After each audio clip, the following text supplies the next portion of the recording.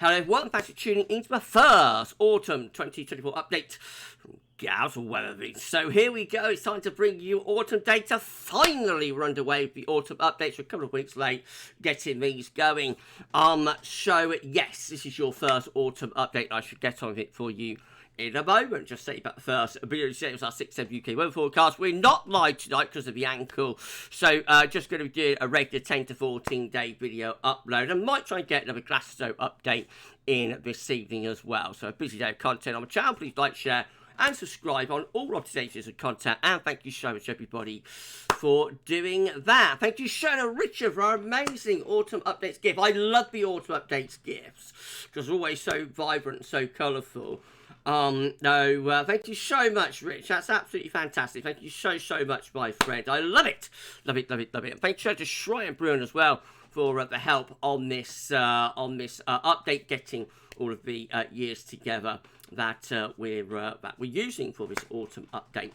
And with that said, I think we'll crack on with your first autumn 2024 update. Got a bit to cover here, so we're going to pick up exactly where we left off with the final summer update. Actually, we're going to be looking at spring to autumn data this time. So you remember that in the final, I think it's 11th and final summer update, we looked at the top 10 warmest and top 10 wettest springs, and the summers that followed them. We're going to do exactly the same for this, except instead of summer, we're looking at the autumns that followed those top 10 wettest springs. So here's the CT page at the UK Met. We can see that March CT came in at 8.1, April came in at 9.6, May came in at 14.1, warmest on record in terms of the modern era anyway. About 2.5 degrees above average, 1.7 degrees above average, only 3 degrees above average, easily placing spring 2024 in the top 10 warmest. So where is he in the top 10 warmest springs, though?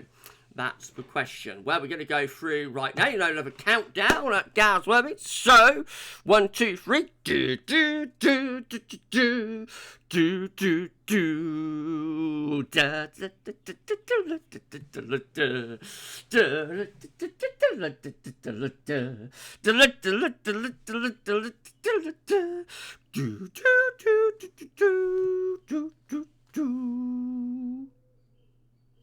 Sorry everyone. Right, start off 1952. The 10th warmest spring was 1952. And the autumn of 1952 looks like this. Quite a cool and wet autumn. High pressure in the North Atlantic, low pressure across the west of Europe, and that will bring the wind in from a northeasterly direction. So an unsettled and wet autumn there to start us off. At number 9, we've got 1999.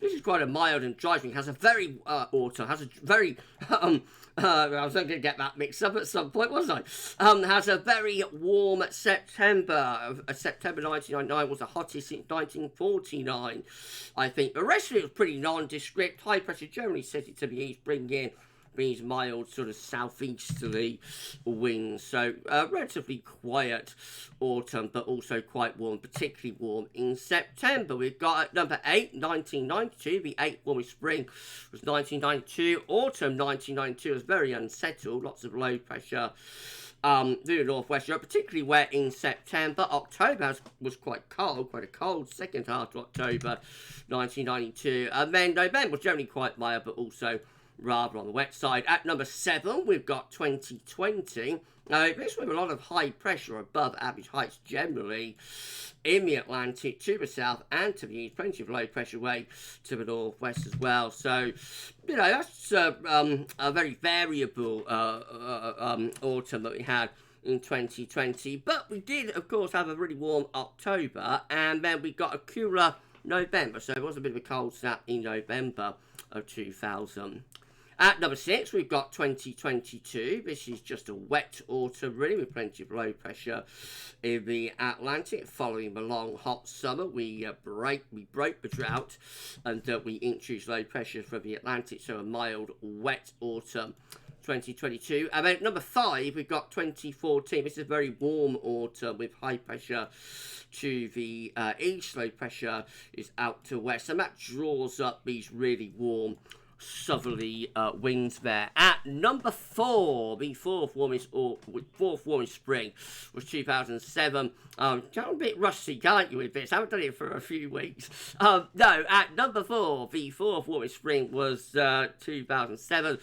Autumn 2007, after the deluge summer, was actually quite a lot drier with high pressure out to west, thankfully, so a much quieter autumn following the deluge summer. At number 3, we've got 2011, another warm autumn with high pressure sitting to the east and low pressure is out to west, and that brings the wind up from a southerly direction once more. And then at number 2, we've got 2017, the second warmest spring on the CT record was 2017. Autumn 2017 looks like that. A little bit of cooler autumn. Actually has a rather cool and wet September. I think our last cool and wet September.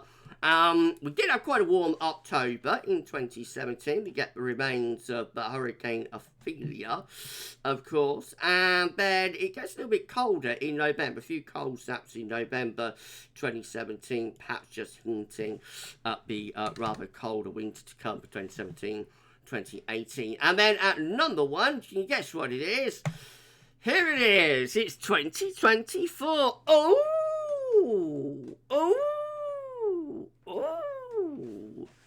It's Darth! Darth Vader has arrived!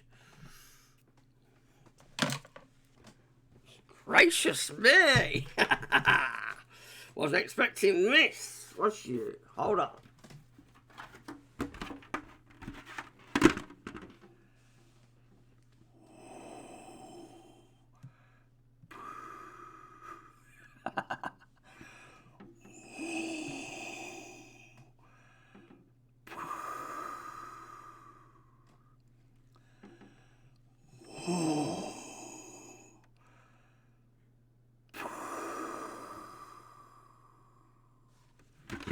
Yes, it's Garth asking the questions there.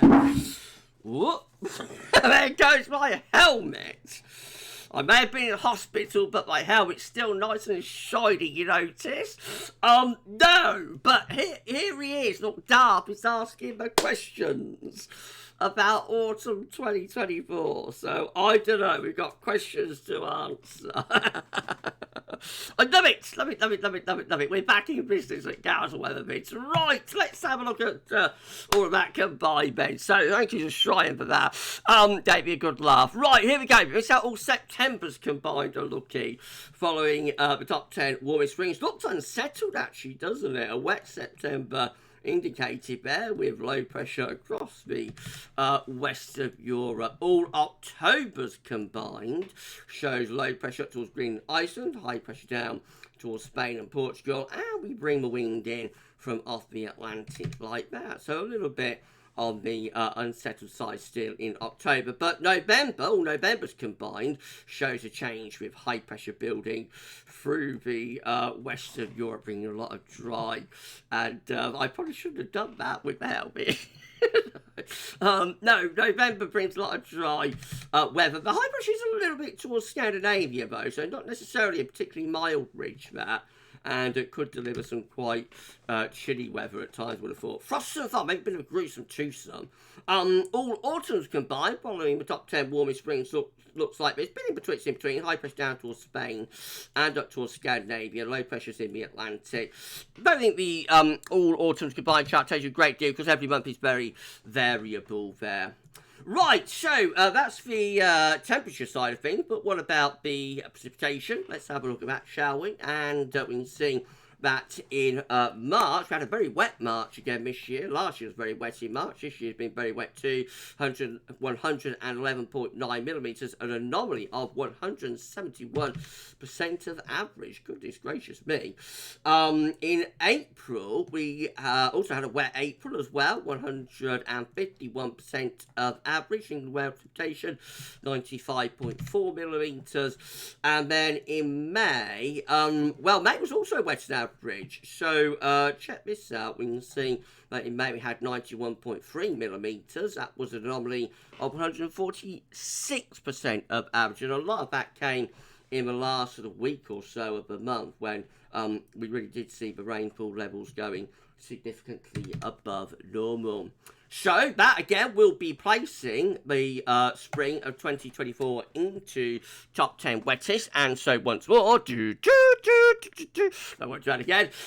Once more, we're going to be looking, counting down the autumns following the top 10 wettest springs. And we begin here at number 10 with 2008. So autumn 2008 had lots of low pressure in the North Atlantic and mid-Atlantic ridge as well. A little bit colder spring. This one, we had rather unsettled September and not particularly warm, and then we got a cold snap at the end of October. Of course we did. I'm sure a lot of you remember it brought some snowfalls to lowland southern England, quite rare at the end of October. And then November was rather a coolish month as well, with one or two cold snaps. Overall, a little bit of a cooler autumn there, heralding a rather colder winter for 0809. We go on to number 9, it's 2023. So the autumn of 2023 is low pressure dominated again. Plenty of lows coming in from the Atlantic. A wet autumn there. Also mild though. We've got at number 8, 1986. So this has a very cold September. You don't get it from the analogue because the rest of the autumn was actually quite mild, October and November, with westerly winds. But we do get a very, very cold September in 1986 with the CT in the 11s and even some early frost. Goodness gracious. At number 7, we've got 2018. This is another relatively mild and dry autumn. High pressure to the east, low pressures out to the west, and winds coming up from a southerly direction. At number 6, we've got 1951 with lots of low pressure in the Atlantic, high pressure towards Scandinavia. Looks quite wet, but also looks relatively warm there. At number 5, the 5th wettest spring yielded, I think, just about the wettest autumn, which was 2000. And check this out, trough of low pressure right over the top of the UK and Ireland, Western Europe. It was the deluge spring, had this blocking area of high pressure up towards Svalbard, which meant that the lows couldn't go in that direction. And instead, the trough and the lows just got centred over the west of Europe, and it rained, and it rained, and it rained, and it rained, and it rained, and it didn't stop raining until the middle of December, really. At number 4, we've got 1983. This is a relatively mild and dry spring with autumn. May I say again, with high pressure through Western Europe, low pressure away to the northeast. It does have a wet and cool September, though, in 1983, and then the rest of the autumn is quite mild and dry. Oh, look, it's dark again. I won't get my helmet back out, don't worry, but I will do. It's Darth asking the questions. So at number 3, we've got autumn 2024. Yes, spring 2024 was the 3rd wettest spring. And so we're trying to work out what autumn 2024 is going to yield. They're the questions we've got to answer. And don't worry, Darth, we will be yielding most questions as soon as we possibly can. Or answering them.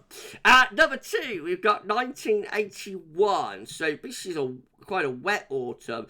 Plenty of low pressure in the North Atlantic into northern Europe as well. So it has a cool and wet September in 1981 after a dry first 10 days. The rest of the month turns very wet. And then October and November just very unsettled, really. And October's quite cold at times as well. And then finally, at number 1, we've got 1979. The wettest spring was 1979. Autumn 1979 looks like this. Low pressure to the north, high pressure to the south, and winds generally coming in from that westerly direction once again. So quite an unsettled autumn, particularly for the north. Right, let's put all of that together then. This is how all Septembers combined. Looking, following the top 10 wettest springs, low pressure out in the North Atlantic, high pressure over continent. Also relatively mild or warmish signal for September, but could be quite unsettled, particularly so for the north. Could we get a wet September this year? All Octobers combined, they're looking much more unsettled with low pressure in the North Atlantic, deep low pressure at that, so wet October signalled, and November looking quite wet as well overall, with plenty of low pressure in the Atlantic and into Northern Europe as well. put it all together, this is how all autumn combined looking from the top 10 wettest springs finally. And again, we see plenty of low pressure in the North Atlantic. High pressure is to our south, and winds again coming in from the west to southwest direction. A wet signal for those autumns.